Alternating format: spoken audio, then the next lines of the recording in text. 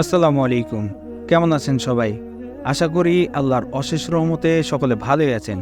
সুপ্রিয় দর্শক, আজকে আপনাদের সামনে যে বিষয়টি নিয়ে আলোচনা করব তা হচ্ছে নমরুদের শেষ পরিণতি। যারা অত্যাচারী শাসক তারা কেউই আল্লাহর গজব থেকে রক্ষা পায়নি, আর যারা ক্ষমতার অহংকার এবং দাম্ভিকতার সাথে আল্লাহর সঙ্গে চ্যালেঞ্জ করেছিল তাদের শেষ পরিণতি হয়েছিল ভয়ঙ্কর এবং তারা ধ্বংস হয়ে গিয়েছিল। আর তাদের মধ্যে অন্যতম একজন ছিল নমরুদ, যার ব্যাপারে আমরা অনেকেই জানি সে নিজেকে খোদা দাবি করেছিল। সেই সব পথভ্রষ্ট শাসকদের এবং কর্মের হেদায়েতের জন্য আল্লাহ তাআলা যুগে যুগে নবী রাসূল প্রেরণ করেছিলেন। নমরুদের যুগে আল্লাহ তাআলা হযরত ইব্রাহিম আলাইহিস সালামকে প্রেরণ করেছিলেন। তাই আল্লাহ তাআলার পক্ষ থেকে হুকুম আসলো, হে নবী, আপনি ব্যাবিলন চলে যান এবং নমরুদকে পুনরায় ইসলাম গ্রহণের দাওয়াত দিন। হযরত ইব্রাহিম আলাইহিস সালাম আল্লাহর হুকুম পেয়ে আর বিলম্ব করার চিন্তা না করলেন। তাই তিনি সোজা ব্যাবিলনের উদ্দেশ্য রওনা করলেন। কয়েকদিন ধরে অনেক কষ্ট করে তিনি নমরুদের রাজ্যে গিয়ে পৌঁছালেন। নমরুদের ইতিমধ্যে নবীর অবর্তমানে তার নাস্তিক সহচরদের কান কথায় নিজেকে খোদা দাবির ক্ষেত্রে যথেষ্ট মজবুত হচ্ছিল। হযরত ইব্রাহিম আলাইহিস সালাম যখন দ্বিতীয়বার তাকে দ্বীনের দাওয়াত দিতে গিয়েছিল, তখন তার প্রতি নমরুদ ভীষণ ক্ষিপ্ত হয়ে বলল, ইব্রাহিম, তুমি আমাকে আর বিরক্ত করো না। আমি আমার খোদা দাবির ক্ষেত্রে অনড়। তুমি অযথা সময় নষ্ট করে এখানে পুনরায় কেন এসেছো? তুমি এবার যদি আমাকে অধিক উত্তপ্ত করো তাহলে আমি তোমাকে নিজ হাতে শাস্তি দেব। হযরত ইব্রাহিম আলাইহিস সালাম নমরুদের একথা শুনে বললেন, হে রাজা নমরুদ, তুমি যে অর্থ সম্পদের গর্বে খোদা দাবি করছো তা সবই মহান প্রভু আল্লাহ তাআলার দান। তিনি ইচ্ছা করলে তোমার সমস্ত ধন সম্পদ ছিনিয়ে নিতে পারেন এবং তোমাকে যে কোনো সময় কঠিন বিপদের সম্মুখীন করতে পারেন। তার মোকাবেলা করা তোমার পক্ষে কোনোদিনও সম্ভব নয়। অতএব তুমি তোমার বর্তমান অবস্থান পরিত্যাগ করে মহান আল্লাহ তাআলার উপর ঈমান আনো। তিনি যদি তোমার উপর রাগান্বিত হন তাহলে তোমার শক্তি, অর্থের দম্ভ চূর্ণ বিচূর্ণ হয়ে যাবে। অতএব আর সময় নষ্ট না করে, তোমার জীবনের অন্তিম সময় প্রায় চলে এসেছে। আমি তোমাকে শেষবারের মতো দিনের দাওয়াত দিতে এসেছি। নমরুদ তখন নবীর কথা শুনে রাগান্বিত হয়ে উঠল এবং কর্কশ্বরে বলে উঠল, ইব্রাহিম, তুমি ও তোমার খোদা আমার রাজ্য থেকে চলে যাও। নাউজুবিল্লাহ। না হয় আমার সাথে মোকাবেলা করার জন্য সম্মুখে হাজির হও। নবী বললেন, হে রাজা নমরুদ, তুমি আমার মহান আল্লাহর সাথে মোকাবেলা করতে চাও? তবে প্রস্তুত হও।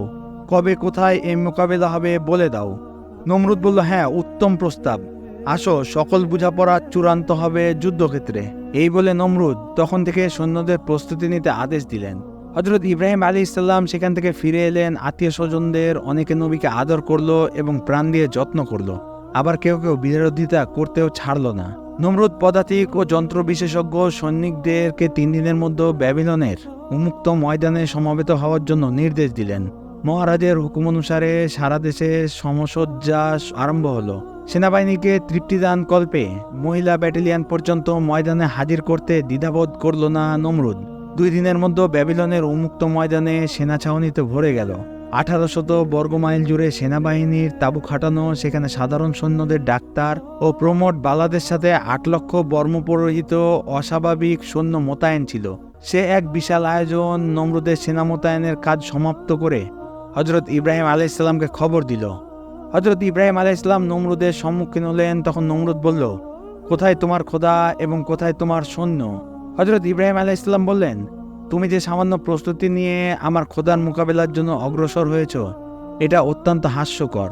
আমার খোদা ইচ্ছা করলে ক্ষুদ্র প্রাণী মশা দিয়ে তোমার এ বিশাল বাহিনী নিমেষের মধ্যেই শেষ করে দিতে পারে। নমরুদ তখন নবীর কথা শুনে এক অট্র হাসি দিয়ে বললেন, তোমার খোদার ক্ষমতা থাকে তো সম্মুখে আসতে বলো। নাউজুবিল্লাহ। হযরত ইব্রাহিম আলাইহিস সালাম নমরুদের কথায় অগ্নিশিখার মতো রাগান্বিত হয়ে উঠলেন এবং বললেন, তুই সাবধান হয়ে যা। 3 দিনের মধ্যে আল্লাহর গজব এসে তোর সমস্ত অহংকার চূর্ণ বিচূর্ণ করে দিবে। এই বলে হযরত ইব্রাহিম আলাইহিস সালাম সেখান থেকে দ্রুত বিদায় হলেন এবং হযরত ইব্রাহিম আলাইহিস সালাম তার নিজ বিশ্রামাগারে গিয়ে ওযু করে 2 রাকাত নামাজ আদায় করলেন এবং নমরুদের ধ্বংসের জন্য আল্লাহ তাআলার কাছে দোয়া করলেন। নবী হযরত ইব্রাহিম আলাইহিস সালামের মোনাজাত শেষ হতে না হতেই সেখানে জিবরাইল আলাইহিস সালাম অবতীর্ণ হয়ে হযরত ইব্রাহিম আলাইহিস সালামকে জানালেন, আল্লাহ তাআলা আপনার দোয়া কবুল করেছে এবং আপনি গিয়ে বিশ্রাম করুন এবং নমরুদকে পরশুদিনের কথা বলে দিন। হযরত ইব্রাহিম আলাইহিস সালাম জিবরাইল আলাইহিস সালামের কথা আশ্বস্ত হয়ে তিনি নমরুদকে খবর পাঠিয়ে দিলেন যেন সে তার খোঁজ নিয়ে পরশুদিন ময়দানে উপস্থিত থাকে। নমরুদ নবীর খবর পেয়ে তার উজির হামানকে ময়দানে পাঠিয়ে দিল এবং রণসজ্জার প্রস্তুতির ক্ষেত্রে যা বাকি ছিল তার তড়িৎ সমাধান করার জন্য জোর তাগিদ দিয়ে দিল। মহারাজা জরুরি নির্দেশ পেয়ে প্রধান সেনাপতি যুদ্ধের ধরন জানার জন্য নমরুদের দরবারে উপস্থিত হলো এবং নমরুদের নিকট জিজ্ঞাসা করল ইব্রাহিম আলাইহিসসালামের পক্ষে কারা যুদ্ধ করবে এবং কিভাবে সে যুদ্ধ চলবে। নমরুদ বলল, বিষয়টি আমিও বিস্তারিতভাবে জানি না, তবে ইব্রাহিমের কথা অনুসারে যতটুকু ধারণা করেছি তাতে মনে হয় কোনো মানুষ অস্ত্রশস্ত্র নিয়ে তোমাদের মোকাবেলা হবে না। মশামাছি জাতীয় কোনো প্রাণীর প্রাদুর্ভাব হতে পারে। এ বিষয়ে তোমরা আগামী পরশুদিন ভোর থেকে যুদ্ধের দামামা বাজিয়ে ময়দান কাঁপিয়ে তুলবে, যাতে করে ক্ষুদ্র প্রাণীরা ভয়ে তার কাছে আসতে না পারে। পরবর্তী পর্যায়ে যদি ওগুলো একান্তই কাছে এসে যায় তাহলে 2 হাতের চর মেরে এগুলোকে খতম করে দিবে। কোনো ভারী অস্ত্রর আর প্রয়োজন হবে না। সেনাবাহিনী প্রধান নমরুদের কথা শুনে নিশ্চিত মনে হাসি দিয়ে বিদায় হলো। আর এর মধ্যে মাঝখানে একদিন পার হয়ে গেল। যুদ্ধের দিনে ভোর থেকে নমরুদের সৈন্যরা দামামা ও যুদ্ধ বাজনা বাজিয়ে ময়দান কাঁপিয়ে তুলল। এমন সময় দেখা গেল আকাশে একখণ্ড কালো মেঘ যেন দ্রুত ওই দিকে আসছে। একটু পরে দেখা গেল ঠিকই মাঝখানে যেন যুদ্ধর ময়দান ঘিরে ফেলেছে। অল্পক্ষণ পরে দেখা গেল সেনাবাহিনীর মাথার উপর মেঘমালা এসে উপস্থিত হলো। সেনাবাহিনীর লোকেরা উপরের দিকে তাকিয়ে রইল। এবার তারা পরিষ্কার দেখতে পেল মেঘের আকারে তাদের মাথার উপর যে কালো ছায়া এসে পৌঁছেছে তা ক্ষুদ্র ক্ষুদ্র মশার সমষ্টি।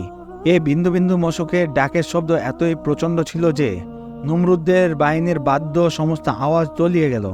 মশারা অতি দ্রুত এক এক সৈন্যর মাথার উপর এক একটি বসে যখন চামড়া ভেদ করে তাদের হুল ফুটিয়ে দিল, তৎক্ষণাৎ অজ্ঞান হয়ে পড়ল। এভাবে 10 মিনিটের মধ্যে সমস্ত ময়দানের লোকেরা ধরাশায়ীর হয়ে পড়ল। মশারা সৈন্যদের মাথার মগজ ও রক্ত খেয়ে শেষ করল। অতএব তাদের শরীরের মাংস খেতে আরম্ভ করল। অল্প সময়ের মধ্যে ময়দানের সমস্ত মানুষের শুধু চুল, নখ আর হাড় ছাড়া আর কিছুই অস্তিত্ব দেখা গেল না এবং প্রত্যেকটি ক্ষুদ্র মশা রূপান্তরিত হয়ে মুরগির আকৃতি ধারণ করল।